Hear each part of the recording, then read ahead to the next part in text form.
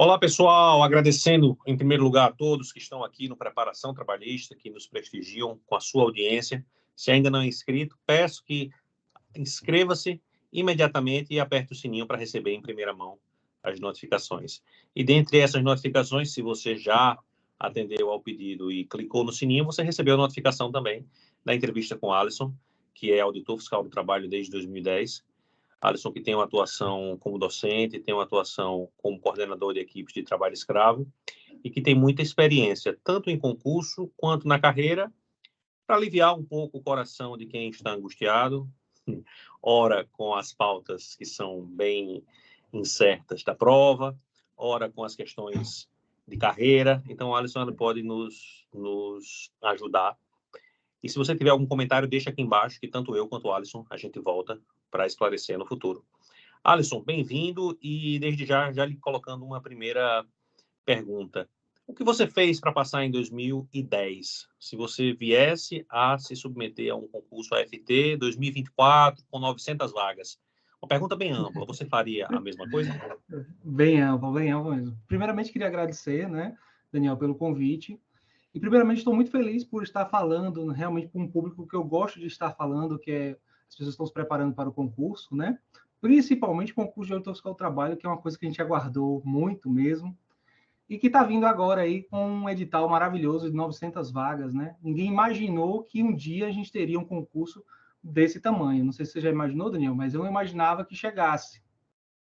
Nos melhores dos nossos sonhos, a gente, sei lá, pensava em 300 vagas, né? 250 vagas, 900 vagas eu diria que é um mar azul para quem quer se preparar e quem quer passar no concurso de auditor fiscal do trabalho. Eu diria assim que é dos concursos hoje com o melhor custo-benefício que existe no mercado.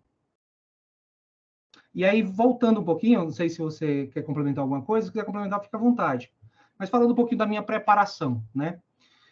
Na verdade, o que foi que aconteceu? Assim, eu vou voltar um pouquinho lá na minha história, certo?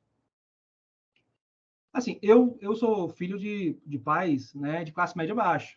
Então, são pessoas que me deram uma educação privada, mas me deram educação com um certo esforço, e eu percebi aquilo. Eu não era um filho insensível, era um filho que observava aquele trabalho, aquele custo, aquele peso que, eu, de alguma forma, eu era. E aí eu percebi que eu era um pouco adiantado no colégio, então era um ano sempre à frente dos meus colegas, então eu me formei com 16, por exemplo, terceiro ano. Mas eu percebi que, embora eu estudasse num colégio particular de elite, eu não tinha o mesmo patamar, enfim, de vida daquelas pessoas naquele momento. E aí, isso, para mim, era muito claro, né? E aí eu disse assim, rapaz, eu preciso passar no concurso, quer dizer, eu preciso passar no vestibular rápido, eu não posso ficar fazendo cursinho pré-vestibular e me dá sorte ao azar, né? Eu disse, não posso fazer isso. Então, quando eu sempre fui aquele cara que gostava de estar com a galera, não era muito estudioso e tal, mas quando chegou no segundo ano, eu tomei essa consciência, e no terceiro ano, eu me diferenciei completamente, ou seja, tomei aquela decisão e fui atrás, né? Foco, fui atrás, e aí eu passei a ser um dos poucos alunos daquele colégio, que era um dos melhores colégios da cidade na época, a frequentar a biblioteca com frequência e levar livros. Na época que eu fiz vestibular, então as coisas eram bem diferentes. Por exemplo, direito era muito concorrido, não tinha praticamente universidade particular, só tinha universidade particular na capital.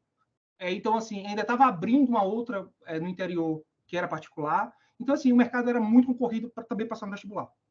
E aí eu disse, não, eu tenho que correr atrás, e aí me dediquei e tal. Finalzinho do segundo ano, terceiro ano inteiro, não deu outra. Fui aprovado na Universidade Estadual de Feira de Santana. Beleza, entrei na faculdade, a galera entrou para curtir, eu também entrei para curtir. Curti o primeiro semestre, curti o meio do segundo semestre. Quando chegou mais ou menos no final do segundo semestre... ano, Alisson? Mais ou menos. Cara, você me pegou. Deixa eu ter que fazer uma conta para trás. Você quer saber o ano? Mais ou menos. Cara, eu vou ter que voltar. Mas assim, considerando, acho que 2004. Tá? Eu teria que fazer uma conta mais detalhada, mas 2004. Aí, beleza. Quando eu chegou no segundo semestre, eu percebi o seguinte, digo, olha, é o seguinte, faculdade já está garantida, agora eu preciso de dinheiro. E aí, doido para curtir, né? Tipo assim, doido para namorar, doido para, enfim, para balada e tal. E aí eu não queria ficar no pé do meu pai, nem da minha mãe, e nem queria, e tipo assim, eu tentei estágio, né? Aí eu tentei uns estágios, não tive muita sorte com o estágio. O estágio, na verdade, super explorado, saláriozinho, quer dizer, bolsinha minúscula. Eu digo, rapaz, isso aqui não vai me levar a lugar nenhum, não. Peraí. Aí, no terceiro semestre, eu comecei a estudar forte para concurso. Forte para concurso. E aí, nesse meio tempo, em um semestre, mais ou menos, eu já... Assim, eu nunca fui... Nesse primeiro e segundo semestre, eu estudei bastante, sabe? Então, eu já tinha uma boa base. Então, no terceiro semestre, quando eu resolvi estudar para concurso, eu já tinha uma boa base do primeiro e do segundo. Mas, para concurso, eu comecei a estudar no terceiro semestre. E aí saiu o edital do Bacen, que teve aquele assalto no Banco Central, que levaram, enfim, caminhões de dinheiro e tal. E assim, eu sempre fui um cara muito, assim, muito versátil, no geral, assim, em relação à oportunidade de concurso. Então, vocês fazem o seguinte, técnico do Banco Central, área de segurança, eu não entendo nada de área de segurança, mas eu entendo direito administrativo, eu entendo muito direito constitucional, enfim, vou correr atrás. Resultado, tinham 2 vagas aqui na Bahia. Meu amigo, cheguei para fazer a prova. Eu morava no interior na época, as provas eram somente nas capitais, onde o Banco Central tinha sede. Nunca tinha feito concurso na minha vida, só que eu estudei muito. E aí eu cheguei para fazer a prova na capital, vindo do interior e tal. A gente quase perdeu na capital e a gente não sabia onde era a prova. Chegamos, tipo assim, quase portão fechando, entrei. Quando eu entrei, eu olhei para trás e virei assim pro porteiro e falei assim: vem cá, essa galera todinha que está aqui, todo mundo que está aqui, vem fazer esse concurso. Aí o cara virou assim: sim, todo mundo está concorrendo no seu cargo. Eu digo: puta merda, só tem 2 vagas. Mas tinha uns analistas no meio, mas eram poucos, sabe? Tipo, a maioria era técnico, meu amigo. Gente pra caramba, carro pra caramba. Meu Deus do céu. Beleza. Entrei na sala, não me conformava com aquilo. Eu digo, meu Deus, esse tanto de gente para 2 vagas, isso não vai dar certo. Beleza, cara, eu comecei a responder a prova e comecei a ouvir um sorriso.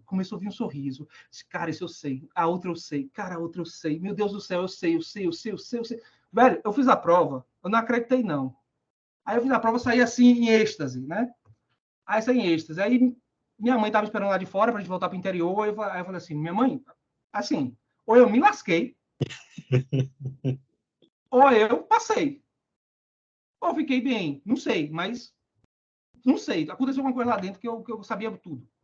Aí, beleza. Aí, aquela ansiedade e tal, férias, não estava nem aí, esqueci do concurso, não sei o quê. Daqui a pouco, a gente recebeu um e-mail, ninguém viu o e-mail. Daqui a pouco, a gente recebeu uma ligação da FCC, acho que era da FCC. Olha, Alisson tem que estar em Brasília. Alisson tem que estar em Brasília dia tal para fazer os exames para iniciar o curso de capacitação, que é a segunda etapa do concurso. Como assim? Assim? Eu acho que eu nem lembro bem, mas assim, até o resultado eu não acompanhei, sabe? Tipo, do Diário Oficial, aquela coisa. Eu disse, eita porra, deixa eu olhar que colocação eu tava. Tava em 12º. Então eles chamaram bem mais do que os 2 primeiros, né? Que eram as vagas originais. Então chamaram acho que 16, 17. Só que aí o que acontecia? Eu tinha 19 anos. E eu, na verdade, não tinha filho, então dos critérios de empates, que eram esses e tal, me jogou lá para, acho que 16º. Caiu 4 posições ali e tal. Beleza, fui pro Banco Central, meu amigo. Às pressas, correndo, enfim, entrei no Banco Central. Aí entrei no Banco Central, quando eu posso te falar assim, só para você ter uma ideia, tipo, já entrei com 19 anos, estava ganhando aí uma faixa de uns, sei lá, uns 7, 8 salários mínimos. Porra, me senti rico. Eu disse, não, tô rico. A partir do mês que vem eu tô rico. Aí eu comecei aquela história que todo mundo passa concurso, quer se premiar, né? Comprei um carro, fui para algumas viagens internacionais, comecei a viver. Aí, beleza, meu amigo, tal, e fui, disse assim, bom, beleza. Aí fiquei assim, mais ou menos assim, uns 2 anos nessa aí. 2 anos? 2006, 2 anos. Eu fiquei 4 anos no Bacen. 2 anos passei nessa, trabalhando e curtindo. Aí chegou uma hora que eu comecei a planejar minha vida pós Bacen. Eu disse assim, pô, eu sou técnico. Eu percebi que no Bacen, como técnico, eu era meio que... Eu não, todo mundo que era técnico tinha uma certa menos oportunidade de crescer, independente da sua competência. Porque os melhores locais ficavam com analistas e procuradores. Isso me incomodou. Foi uma das coisas que me incomodou, e também por não ser um cargo de nível superior. A gente lutava, eu sempre fui engajado em sindicato, então a gente lutou, foi em Brasília várias vezes, tentando tornar o cargo nível superior. E isso estava me incomodando. Eu disse, não, beleza, agora está na hora de planejar minha vida. Beleza, comecei a estudar para um concurso. Eu disse, vou estudar para um concurso. Eu queria ser juiz do trabalho. se eu preciso de 3 anos para ser juiz, mas eu quero ser juiz do trabalho, e comecei a estudar. Eu vou passar para analista, aí comecei a me planejar. Analista de tribunal, passo um tempinho, viro juiz. Esse foi o meu planejamento inicial quando comecei a estudar. Aí comecei a estudar. E aí, meu amigo, lá pelas tantas, um amigo meu que também estava estudando, um colega e amigo, estava estudando, falou assim: Alisson, vem cá, você está estudando, você vai fazer AFT? Eu digo, o quê? Não, AFT. Eu digo, o que é isso? Rapaz, é um concurso da área trabalhista, pô. Tu sabe não? Eu disse, não, sei não. Eu vou fazer tribunal. Ele, não, pai, dá uma olhadinha aí, o edital é bem parecido. Moço, quando eu olhei o edital, pô, isso eu sei, eu já estudei. Rapaz, é o seguinte, olhei o salário, eu disse, 13 mil? Menino, peraí. Sabe de uma? Vou fazer um pequeno desvio no meu planejamento aqui, já que está no mesmo rumo, e vou focar em AFT, meu amigo. Aí daí para cá fui buscar as matérias que eu não tinha competência. Por exemplo, Eram elas, economia por do exemplo. trabalho. Quais eram essas matérias? Pronto, algumas delas. Economia do trabalho, sociologia do trabalho, raciocínio lógico. Foi o que eu, assim, mais... ISST. Então, essas 4 disciplinas foram as disciplinas que eu corri atrás. E aí eu tive extrema dificuldade. Por exemplo, eu tive extrema dificuldade em encontrar bons materiais de sociologia do trabalho e economia do trabalho. Não achei. Eu estudei pelo que eu achei, que não me ajudou quase em nada. O que me ajudou, na verdade, foi as aulas de sociologia do direito e de sociologia da faculdade e as aulas de economia que tinha também no curso de direito. Então, foi o que me ajudou. Os materiais que eu comprei, poxa vida, não ajudou praticamente nada. Isso bateu um desespero, né? Tipo assim, porra, essa aqui eu tenho que torcer para não ser eliminado. Outra coisa, aí Existia mínimo por matéria, né? Oi? Na época existia mínimo por matéria. Existia um mínimo por matéria. É foda. Inclusive, eu tenho 2 casos de 2 colegas de trabalho que estavam voando em termos de concurso e que foram eliminados na prova. O primeiro foi eliminado na prova de raciocínio lógico e o segundo foi eliminado na prova discursiva. E esse povo está onde hoje? Todos passaram em grandes concursos. Depois, o Vitor Meira ele passou para analista do Bacen, tipo, logo depois. Esse cara prestou meu concurso e perdeu também meu concurso, você acredita? Acredito, e o cara é bom demais, cara. Bom demais. Quem é o outro? O outro é Joelson, ele, salvo engano, ele tá. Eu acho que ele tá em Natal, eu não tenho certeza, mas acho que ele tá em Natal no Tribunal do Trabalho daí, como analista. Ou seja, quem estudar para o UFT 2024 e eventualmente não conseguir, porque isso a gente não controla, vai sair com uma bagagem boa. Esse Vitor, eu falava com ele pelo Facebook, falei com ele até após a minha posse. Eu E ele como água. passou no Banco Central, deve estar lá, não sei ainda. Tá lá. Porque eu acho que ele ficou no Banco Central em Salvador. Em Salvador. Porque o que para ele, obviamente, era muito interessante. Ou seja, quem perde numa prova dessa, tendo feito uma trajetória boa, obviamente sofre, mas sai com um bom conteúdo para outras jornadas. Eu digo, Daniel, que Alisson, é a seguinte. me diga um negócio. Você estudou, então, quanto tempo para analista? Porque o povo aqui quer saber quase que dia, mês e hora. Você estudou mais ou menos quanto tempo para analista? Até começar para auditor? Mais ou menos. Rapaz, eu não consigo, vamos lá, eu não consigo mensurar com exatidão o período, porque minha trajetória ela foi assim, como eu te falei, desde o terceiro ano, é por isso que eu fiz questão de contar de trás. Lá de trás.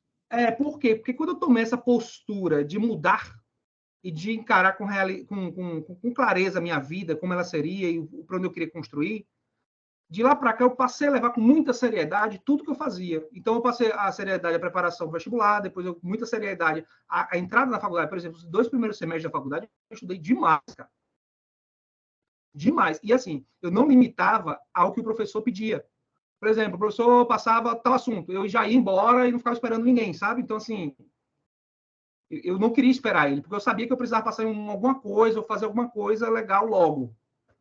Então, assim, para falar a verdade, em termos de preparação mesmo, eu poderia dizer 1 ano e meio, assim, estudando normal, sem foco, e mais uns 6 meses aí de foco. Certo. E aí você foi prestar a FT 2010 com dificuldades em saúde e segurança, sociologia, economia do trabalho e raciocínio lógico. Livrou Raciocínio tudo lógico. certo. Você atualmente está ofertando um curso de discursivos, não é isso? Sim. Aí eu lhe pergunto, muita gente me Exatamente. pergunta... Na verdade, essa é a terceira versão do curso. Terceira vez já. Terceira vez? Pois para você ver como são as coisas, né? Eu fui com conhecimento disso recentemente. A internet nos bota dentro de certas bolhas que eu não sabia que você já vinha com essa jornada. Então, para a maior parte das pessoas que me procura, eu não sugiro estudar para discursiva nesse primeiro momento. Mas para algumas que já estão mais avançadas, eu sim, eu digo isso. E eu lhe pergunto, na sua experiência e na experiência de quem você ajuda, você acha que vale a pena começar agora? Não vale? Depende do perfil? Como é que você faria? Vamos lá, deixa eu tentar recuperar os dois primeiros. Sobretudo, só quero chamar de Vitor, segunda vez já. Sobretudo, Alisson, na perspectiva de 900 vagas, com talvez aí 2.000 classificados para a segunda fase, vamos supor esse número. O que é que você faria? Me fale aí. Vamos lá, o que é que acontece? Eu vou rememorar um pouquinho do que aconteceu para poder trazer essa experiência para cá, que não é uma coisa que eu estou trazendo na minha cabeça, é algo que foi comprovado. Em 2018, a gente montou esse primeiro projeto, porque tinha uma perspectiva de vir um edital, aquela conversa muito quente de que viria um edital. E aí, na verdade, eu tinha ido muito bem na prova discursivas no meu concurso, inclusive, eu, salvo engano, eu fiquei entre os 10 primeiros, porque na nota da segunda fase, né? Por você ter ideia, eu subi 450 posições, salvo engano, mais 450 posições para discursivas. Então, assim, eu estava lá no finalzão. Você estava eliminado ou não? Não, eu cheguei a classificar, mas classifiquei lá no finalzão, sabe? Lá no finalzão. Tipo, eu ia pegar lá, sei lá, tipo, se prorrogasse, dobrasse as vagas e não sei o quê. Ia ser excedente. E eu fui na primeira turma, entendeu? Exatamente, eu fui na primeira turma. Então, assim, o que foi que aconteceu? Lá em 2018, a gente viu essa necessidade e tal, e aí eu disse, o seguinte, vamos montar um produto, um curso para a gente ajudar essas pessoas. Eu acho que eu consigo ajudar. E aí eu chamei o professor Jefferson Marinho, que é auditor também. Esse professor, ele, na verdade, é do Piauí, né? Ele é especialista constitucional, tem mestrado em constitucional, tal. E ele estava muito ativo também nas redes sociais, ele é auditor fiscal do trabalho, e aí eu chamei ele, vamos integrar o projeto, e eu vou fazer o seguinte, eu vou ficar com a parte de SST e direito ao trabalho, que eu seguro bem, já ensino, inclusive, e você vai ensinar a parte de direito administrativo e direito constitucional. Tudo bem, beleza, bacana. Chamamos uma professora de língua portuguesa experientíssima, chamava Vivian Barros, que é do Rio de Janeiro, que tem muita experiência em preparação para concurso de discursivas. E a gente montou esse produto. Quando a gente montou esse produto, a gente não tinha edital, então, na verdade, só aquela galera faca na caveira que estava ali, tipo, focado, que queria ser auditor porque queria. A gente achou que ia ter alguma certa dificuldade, né? Mas vamos botar lá a turma, pô, beleza, fechamos a primeira turma. Depois fechamos a segunda turma e botamos lista de espera na terceira turma.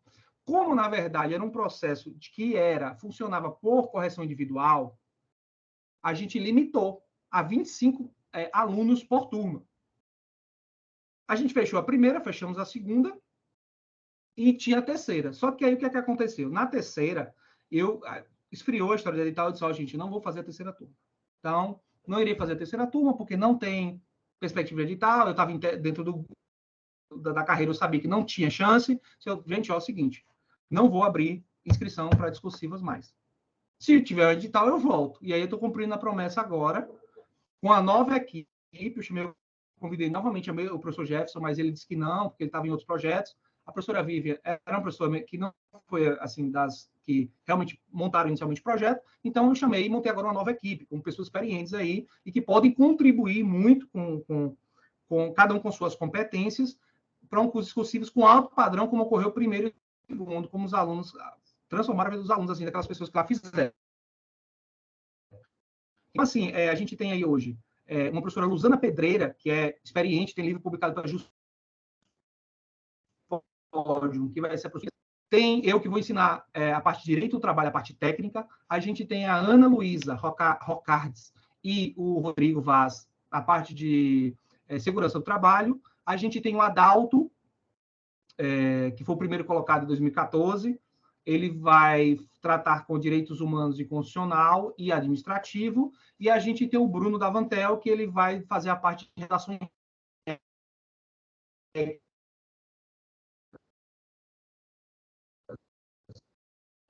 que cercando as possibilidades. Pós-edital, a gente vai ajustar o curso para a necessidade realmente que ocorrer. Mas a gente acredita que seja um modelo razoável trabalhar dessa forma, com essas disciplinas. Buscando um pouco do que veio em 2014 e um pouco do que veio no ciclo anterior. Mas isso aqui é o formato pré-edital, tá? Assim, o grande foco vai ser realmente a gente trabalhar aí a parte principalmente de conteúdo, né? Mas principalmente as correções, a técnica de redação, enfim, a gente vai buscar emular também a banca que a gente acredita que vai ser a banca do concurso. Perfeito. Então, se alguém tiver interesse, aqui na descrição eu vou deixar o link para o perfil de Alisson, vou deixar o link para a plataforma na qual Alisson vende esse curso. Pode ser de interesse e, claro, Alisson vai atender com todo o interesse e com toda a dedicação. Alisson, aí você estava me dizendo, para Imperatriz do Maranhão, não é isso? Imperatriz do Maranhão. Como é que é sair da Bahia para ir para Imperatriz? Primeira pergunta. Segunda pergunta, se isso lhe preocupou bastante previamente, se isso ocupou o seu tempo, porque hoje, lá no Instagram, quando eu abro uma caixinha, metade é a lotação das perguntas, e eu nem respondo todas. Daqui a 2, 3 dias, quando eu abro outra caixinha, é outro tanto de perguntas sobre lotação, e assim, não sei você, mas eu não tenho maiores informações a dar além do que eu trouxe.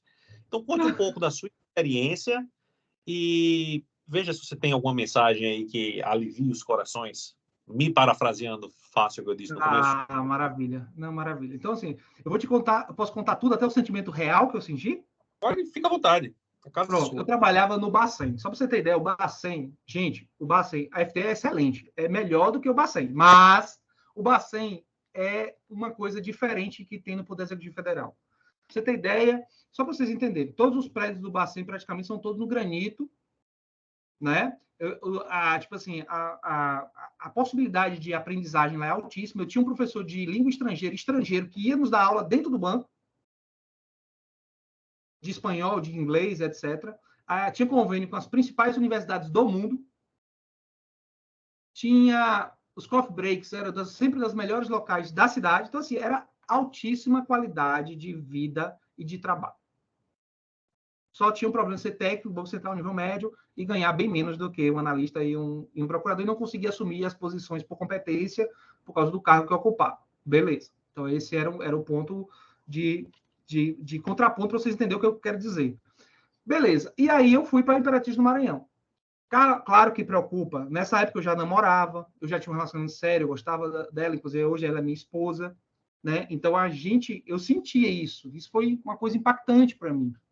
Mas, ao mesmo tempo, largar a família pela primeira vez, e largar minha mãe, que minha mãe é divorciada do meu pai, então tudo isso passou por mim como um problema. Mas, ao mesmo tempo, a vontade de vencer e querer melhorar era muito maior. Eu sabia que em algum momento as coisas iriam se ajustar. E, por outro lado, eu também estava muito ansioso por conhecer, querendo saber como seria essa nova vida, meus novos colegas, meus novos amigos, meus novos locais a conhecer. Então, isso era um mix ali, algo que me tumultuava bastante ali, mas que eu curti. No processo geral, curti, dei um choro no aeroporto, mas deu tudo certo.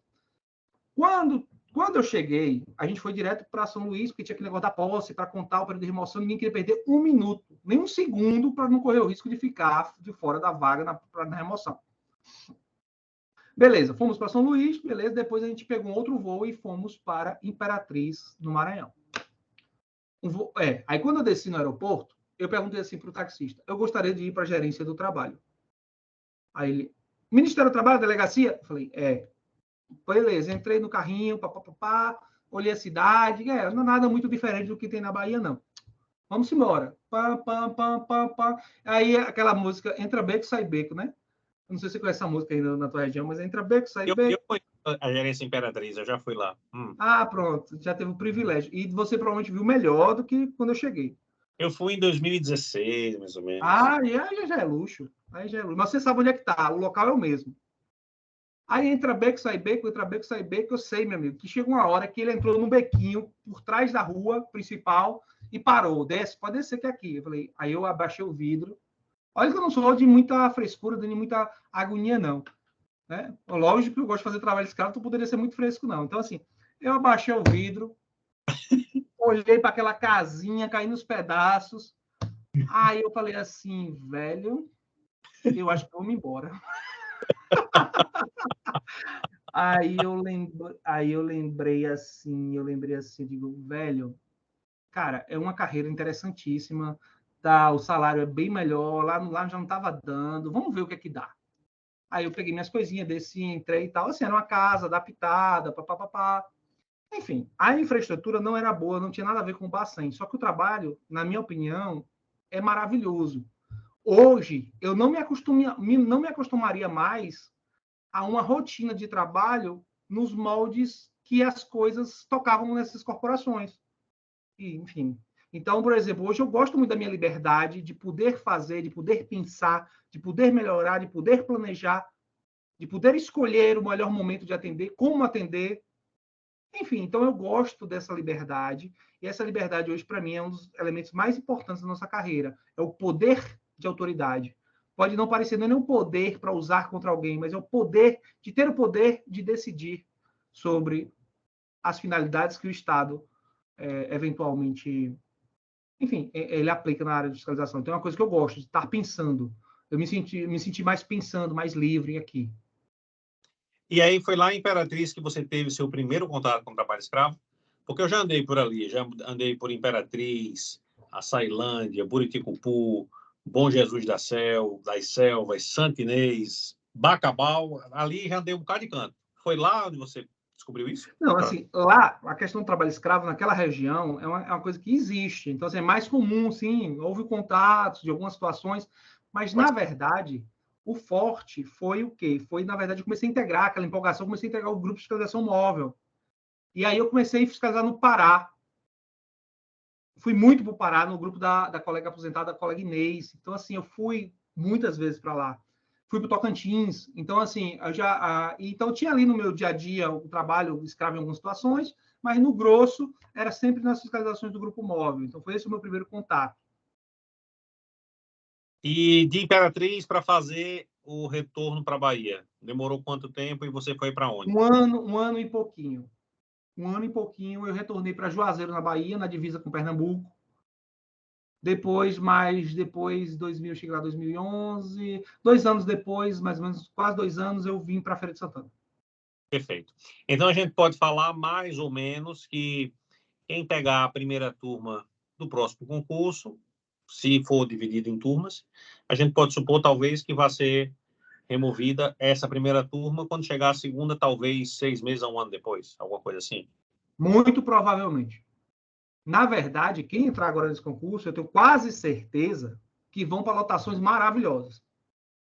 Por exemplo, Por exemplo, eu acho que vai ter vaga, eu acho que vai ter vaga em cidade grande do interior. Eu acho que pode ter vaga em algumas capitais. Então, eu acho que pode ter vaga no Rio, eu acho que pode ter vaga em São Paulo, eu acho que pode ter vaga aqui em Salvador. Então, assim, eu acho que com 900 vagas, com certeza absoluta, vai ter vagas em cidades de médio, grande porte e capital. beleza. Voltando um pouco à sua preparação, Alisson, você falou de muita coisa que deu certo, mas o que é que deu errado? Porque o povo gosta mesmo é da desgraça. O povo gosta de saber o que é que deu errado. O que é que você acha que deu errado? Porque alguma coisa deu errado. O que deu errado, vou dizer aqui, foi uma coisa assim. Depois eu quero contar também, se você deixar, a questão do trabalho escravo. Tem umas situações bem legais que a gente encontrou. Mas, assim, A uma gente coisa que volta deu pra... muito errado foi a preparação em raciocínio lógico. Por que deu muito errado? Como eu te falei, era um ponto que eu reconhecia como um ponto de melhoria. E aí, o que foi que aconteceu? Eu me dediquei muito a raciocínio lógico. E aí eu comecei a fazer as provas em casa e praticamente, assim, eu sempre fui muito bom em matemática. Então, assim, eu praticamente fazia 80%, 90%. Então, cara, eu estava super tranquilo para raciocínio lógico. Eu estava desesperado para economia do trabalho e sociologia do trabalho. Mais economia do trabalho, na verdade, era o que eu estava desesperado. E aí, meu amigo, veio a prova de raciocínio lógico, muito escrota da exatas, mas muito mesmo, mas muito, muito, muito. E aí, meu amigo, salvo engano, eu fiz 3 questões. Tinha que fazer 4. O corte era 4. Caralho. E aí? E aí anularam uma. Ave Maria.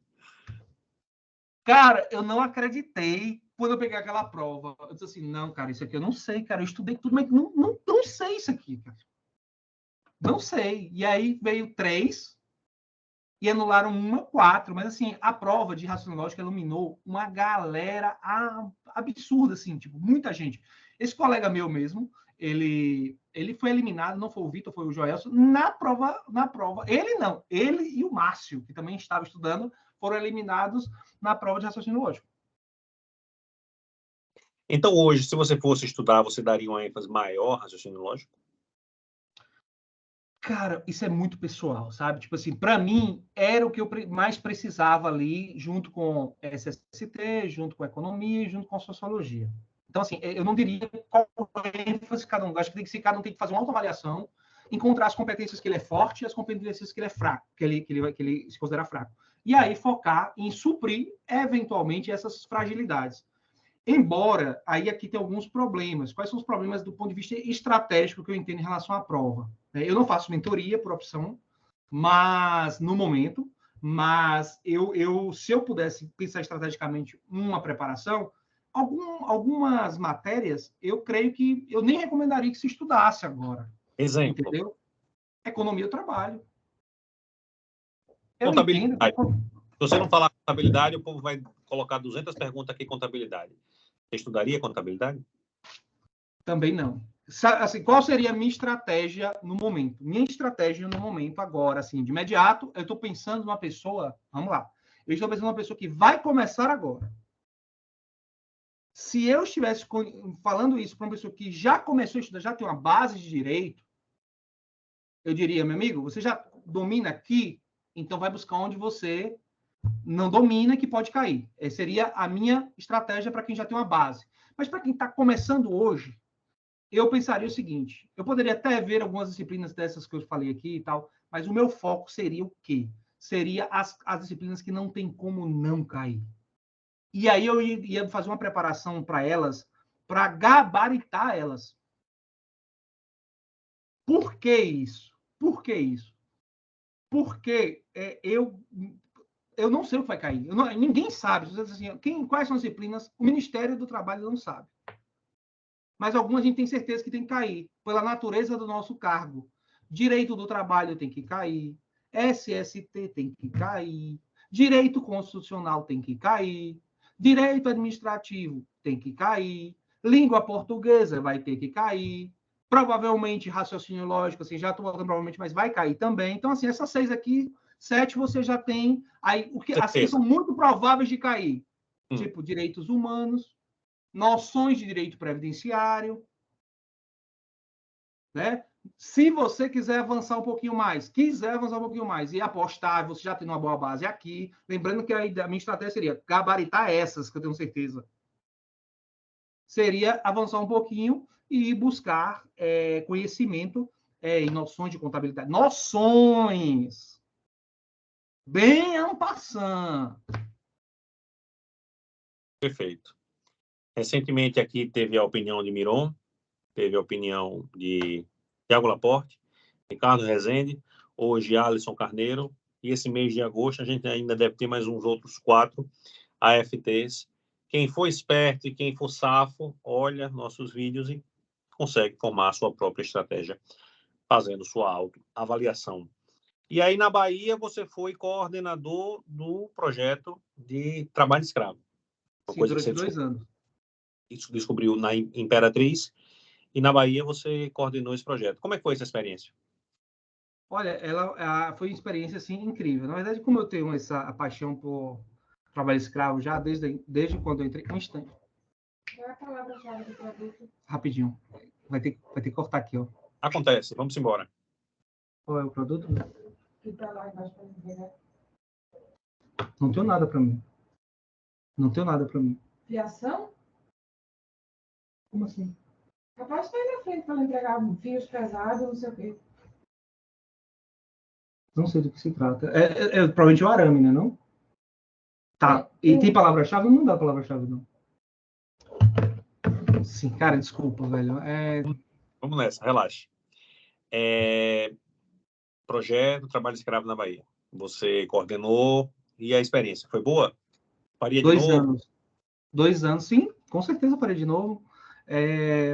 A questão da coordenação, ela exige algumas competências que vão além do autuar, etc., como ter uma boa relação interpessoal, conseguir gerir equipe, conseguir organizar. Então, foram competências novas que eu adquiri aí nesse período que eu estive. Eu acho que teve boas vivências, boas experiências. A Bahia se tornou um dos destaques nacionais de combate ao trabalho escravo, né, com esse grupo estadual. Então, assim, a gente resgatou, no período que eu tive, mais 100 pessoas, né? A gente começou a enfrentar fortemente aqui na Bahia o trabalho escravo doméstico, que são uma coisa que é muito comum aqui, muito comum. Aqui não, na verdade é comum no Brasil inteiro, mas assim, a gente aqui faz um combate bem próximo. Então a gente tem vários casos aqui de resgate de pessoas que realmente viviam em condição de trabalho no escravo doméstico, né? E aí vem algumas histórias, não sei se você quer saber, mas são as histórias que marcam a gente, né? Todo mundo adora a história. Conte aí, conta umas 10, 12. Vou contar uma história que me marcou, assim, uma história que me marcou muito, na verdade, que foi uma história, enfim, estava no grupo de fiscalização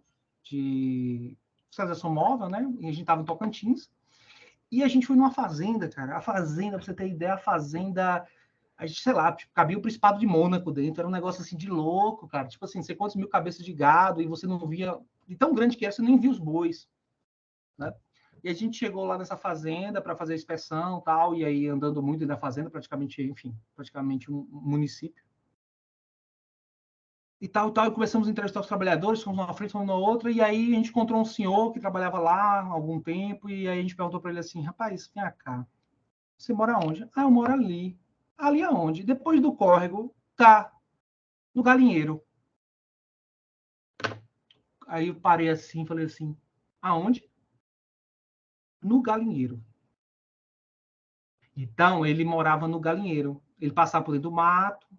Aí eu falei: quem te botou aqui? Aí ele falou: o gerente da fazenda.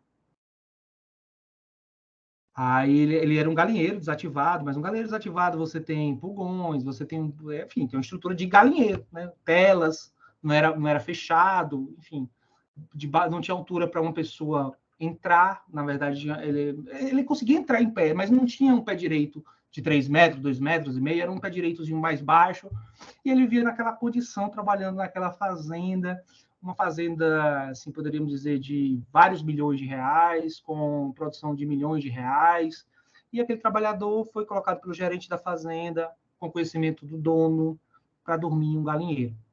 E aí a gente, naquele momento ali, eu me senti bastante indignado, bastante chateado, bastante triste com aquela situação, né? Enfim, de alguém submeter alguém à condição de escravo, se fosse uma dificuldade financeira do empregador, próximo à condição do empregado, não, era uma situação simplesmente assim, de perversidade ou de completa negligência com a dignidade da outra pessoa. Esse foi um dos exemplos, né? Que me chamou bastante atenção. E a gente teve um outro exemplo, não sei se você já quer emendar. Posso emendar outra história? Pode juntar. Que esse foi do grupo de fiscalização móvel aqui no...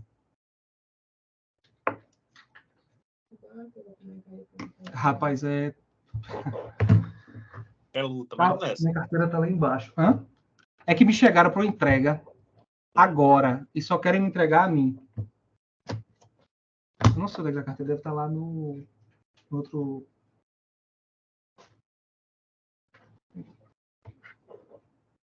Rapidinho.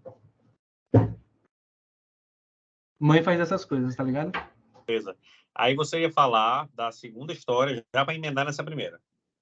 Pronto. A segunda história é a seguinte.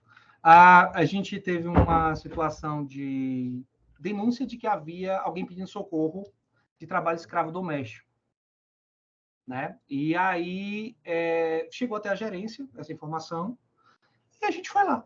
Era uma fazenda, tal, mais próxima à cidade. E a gente chegamos na casa, eram 2 idosos, e tinha uma pessoa lá que tomava conta dessa casa, né? Era uma senhora, assim, uma senhora de questão de consideração, ela tinha aproximadamente uma cidade, 30 e poucos anos de idade. Mas ela nos recebeu, tal. O local era aquele mesmo. Aí começamos a conversar com os proprietários, depois conversamos com ela e fomos entender a história dela. Basicamente, ela foi o seguinte: ela chegou naquela casa aos 7 anos de idade. Nos 7 anos de idade, ela foi acolhida por aquela família. Tinha ela e o irmão, eles fizeram só ela, porque era mulher e podia ajudar. E desde que ela chegou aos 7 anos, ela já foi treinada a fazer atividades domésticas. Ela era tida, entre aspas, como uma pessoa da família, só que nunca teve os mesmos acessos aos mesmos bens. Né? Por exemplo, coisas como, por exemplo, as filhas não lavavam, não passavam, ela lavava, ela passava. Todos os filhos do casal, exceto um que não quis estudar, que era homem, viraram doutores e ela não conseguiu estudar, ela era semi-analfabeta. Ela era psicologicamente proibida de sair. Ela tinha uma tortura emocional, não é nem tortura emocional, mas enfim, ela tinha uma coação, né? Uma coerção psicológica sobre ela, no sentido de que ela realmente não abandonasse eles, que ela não fosse para a cidade, que ela não namorasse. Então, assim, foi uma situação de muita humilhação. Ela não tinha, ela só usava as roupas que as irmãs de consideração, entre aspas, dava, né? Não tinha nada de dinheiro. Então, assim, ela passava por situações bem difíceis. E, enfim, e aí ela não aguentou mais. Alguém falou para ela: olha, isso aí tá errado, você está sendo explorada por eles, peça socorro. Quando ela pediu socorro, chegou até a gente, e realmente a situação era de trabalho na do escravo. E aí, o bacana dessa história, que eu acho que vale a pena ser contada, além da característica, é que ela conseguiu recomeçar a vida dela. Então, ela voltou a estudar, ela comprou uma casa com a indenização, ela passou por um atendimento psicológico, ela reconstruiu a vida dela. Se você pegar a foto dela antes, era uma mulher desolada. Se você pegar a foto dela nova, era uma mulher extremamente feliz. Então, assim, realmente eu acredito que nesse caso nós resgatamos a dignidade dela e conseguimos resgatar realmente a vida dela a tempo. Porque é muito triste que muitos casos de emprego doméstico, de combate ao trabalho escravo, exploração doméstica, a gente chega muito tarde, a gente chega quando a pessoa já tem 60, 65, 70, enfim, e aí a gente não consegue mais resgatar aquela vida. Perfeito. Quem nos assiste vai querer saber qual foi o desdobramento concreto que vocês deram a esse caso. Eu não sei, porque, obviamente, não tomei parte. Então, resuma aspectos práticos. Achou a mulher e aí? Fez o quê? As pessoas... Vamos lá. Então, de forma resumida, achamos a mulher, declaramos a situação de trabalho na escravos, resgatamos ela daquele local, levamos ela para um local onde ela fosse aguardar com dignidade os trâmites administrativos, né? E ela ficou na casa do irmão enquanto aguardava esses trâmites. Poderia ficar no hotel, mas no caso eu preferi ficar no lar, né, de um irmão que ela foi separada para ir para essa casa. Então ela ficou nesse lar. Oficialmente a gente declarou o contrato como um contrato proibido, né, por ser um trabalho análogo ao escravo. Declaramos a extinção administrativa do vínculo. Notificamos o empregador para que pagasse as verbas rescisórias dela não prescritas. Então, ela teve o recebimento das verbas rescisórias dela não prescritas.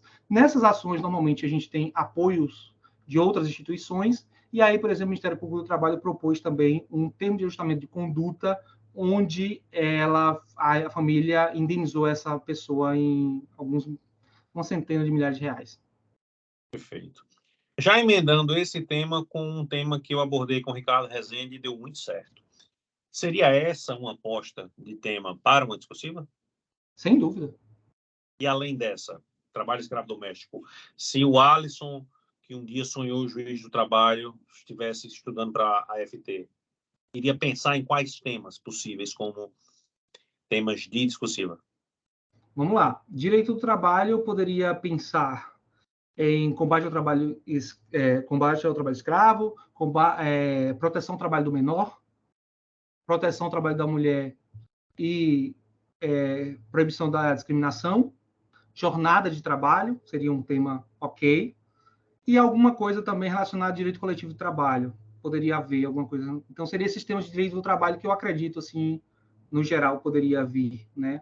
É claro que no curso discursivo a gente vai trabalhar isso com mais cautela, com mais cuidado, de forma mais aprofundada, né? Mas, enfim, seriam temas importantes de se trabalhar. Perfeito. Então, para quem não viu aí na entrevista com o Ricardo Rezende, se você junta os temas que Ricardo propôs com os temas que Alisson propôs, provavelmente você tem aí uma ou algumas das questões, ou recortes das questões que, em tese, podem ser cobradas na nossa prova. Alisson, cada vídeo aqui do Preparação Trabalhista eu escolho um título. E para esse vídeo eu vou escolher a expressão dar sorte ao azar, certo? O que é que você acha que um bom concurseiro, para este concurso, mas não só para esse, porque muita gente de outras áreas também nos assiste, o que é que você acha que um concurseiro que não quer dar sorte ao azar deve fazer para esta prova AFT 2024? Fazer um bom planejamento de estudo, fazer um bom... Na verdade, antes de fazer um bom planejamento, fazer um bom diagnóstico de onde ele está nessa trilha. Quais são as suas forças e quais são as suas deficiências. A partir desse diagnóstico, traçar um planejamento, se pautando em bons materiais, e aí a parte mais difícil, a parte mais chata, bunda na cadeira e vamos estudar. É a parte que eu chamo a execução, porque planejar é fácil, executar já são outros 500. Mas E uma coisa que é nesse processo que é negligenciado por 99%, não 99%, mas sei lá, por 80% do público, é o diagnóstico. E ele requer muito cuidado ao se analisar, né? Então, o que é que eu estou querendo dizer com isso? Se você não conseguir fazer isso sozinho, procure alguém para te ajudar.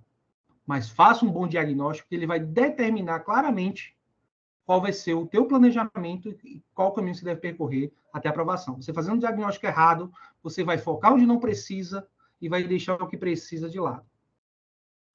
Alisson, muitas pessoas me procuram lá no meu Instagram, pessoas que perderam, infelizmente, na prova de procurador do trabalho que teve esse ano, e perderam também na prova de juiz do trabalho e alguns em provas de analista.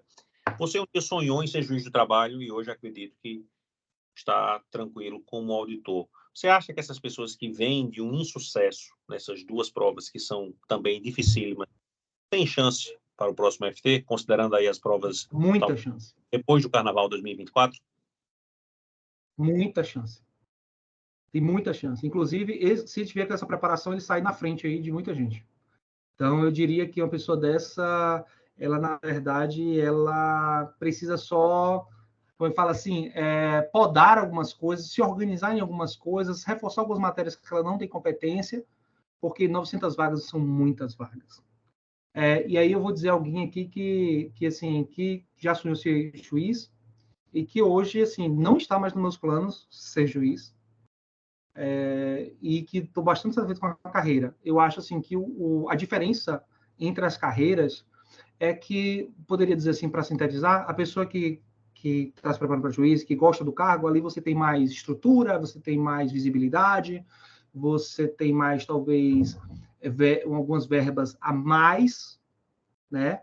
Então, vai ganhar um pouco a mais, mas como auditor você vai ganhar um pouco menos, mas você vai ter mais liberdade, eu acho que você vai ter mais qualidade de vida, você vai ser mais dono da sua agenda, você vai ter mais versatilidade de projetos, você vai ter mais possibilidades de se encontrar dentro da carreira, porque eu digo que auditor do trabalho você pode ser o que você quiser aqui dentro, porque tem necessidade de tudo.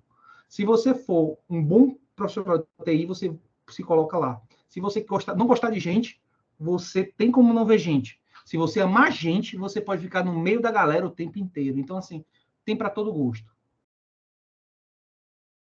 É isso, esse foi Alisson, aquele que um dia resolveu olhar as coisas com seriedade, entrou no Banco Central, se assustou com a quantidade de gente, queria ser juiz do trabalho, virou auditor fiscal, eu que trabalho escravo, hoje é docente e está aqui dando o seu recado de uma belíssima história. Alisson, despeça-se dos nossos espectadores, deixando aquela mensagem bacana e volte aqui ao Preparação Trabalhista, sobretudo nos primeiros momentos para responder os comentários, porque toda entrevista aqui Tem muito comentário. Gera comentários. Tá bom. Agradeço mais uma vez. Estou muito feliz em estar falando para o público que se interessa em ser autor fiscal do trabalho. Estou muito satisfeito pessoalmente em estar realmente tocando um projeto hoje de preparação para o concurso de autor fiscal do trabalho. Né? Eu pretendo lançar o meu curso de Direito do Trabalho já, a semana dia 17 e 18 de agosto. Desculpa, 16 e 17 de agosto, a gente vai lançar o curso de Direito do Trabalho. E eu quero trazer realmente um diferencial no meu produto para que as pessoas consigam chegar mais próximo da vaga, ter o acesso à vaga facilitado. O nome do meu curso é Direito do Trabalho Desmistificado. Eu vou simplificar ao máximo a aprendizagem de Direito do Trabalho. Pois aqui nos comentários deixaremos os links para acessar a plataforma de Alisson, acessar o Instagram de Alisson e manter contato com ele. E sempre atende com muita atenção e muito cuidado quem o procura. Meu amigo, muito obrigado e um grande abraço.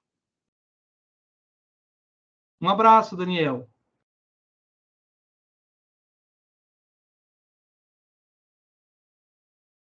Daniel, tá me ouvindo?